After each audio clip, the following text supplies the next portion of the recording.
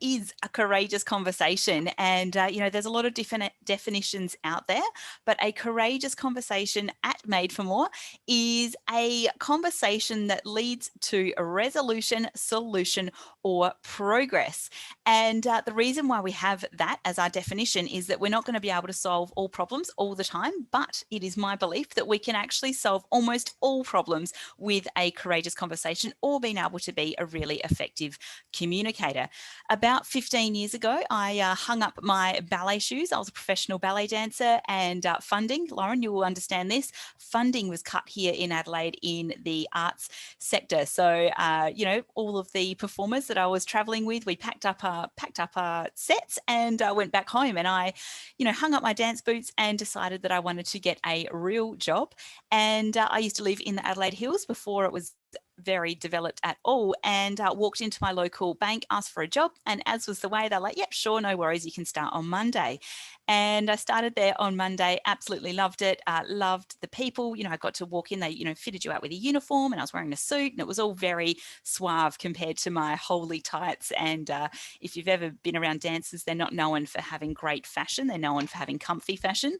And I was feeling pretty good, pretty on top of the world, and absolutely loved working there, loved the team, loved the challenge, loved everything about it. It was quite a competitive market, which was great.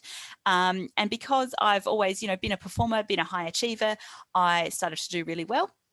And as is the natural way when it comes to any sort of work progress, is you do well and you get promoted. So I got promoted and kept getting promoted, and it was really good. It was pretty fun being Ali back in 2000 and what was it, 3?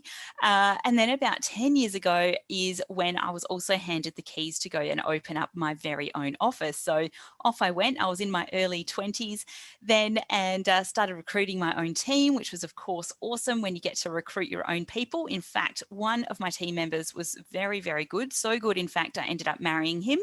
And we've been together for 13 years. So I do like to remind him of that fairly frequently, that I did, recruit him. And when it comes to performance review time every year, I let him know that, it's time to have a chat about how he's going. No, I'm just kidding. But of course, around the same time, working in banking and finance was the global financial crisis that came out about 10 years ago.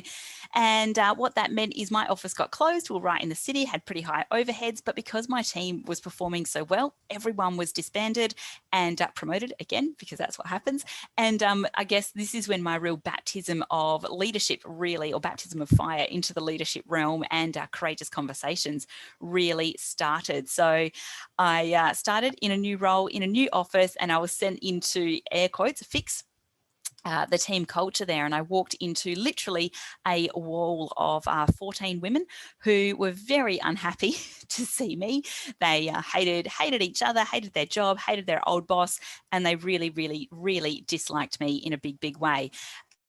And that was very, very tricky, coming from a high performing team, coming to, I guess, quite a number of disgruntled people. And I learned very early on that I needed some help in terms of developing my own leadership. But not only that, I needed some help in actually being able to do some pretty serious performance management. As we know, the standard that you walk past is the standard that you accept. Has anyone heard that quote before? Yeah, so true. And this group was quite isolated. This office was quite isolated, and they'd been running their own show for quite some time and not very well. So there was not much performance management that had happened. And in I walked with my high heels and my ponytail and my optimism, and I was ready to sort it out. And yeah, it was definitely a tough gig, and one that has certainly given me the platform and the foundation that I need to be able to do what I do today, which of course is teaching people around leadership, but more specifically around courageous conversation.